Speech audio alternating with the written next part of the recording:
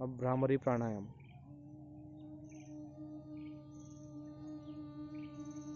पहले श्वास लो जोर से।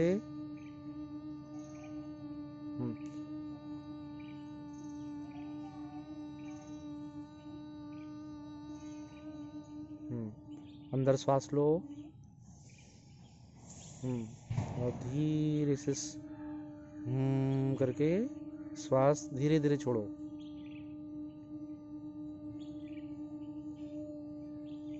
कमर सीधी रखो वंशी।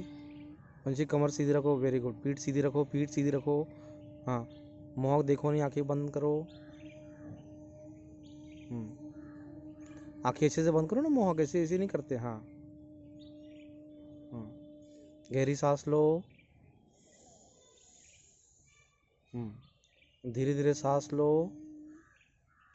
और धीरे धीरे सांस छोड़ो की आवाज में, ठीक है।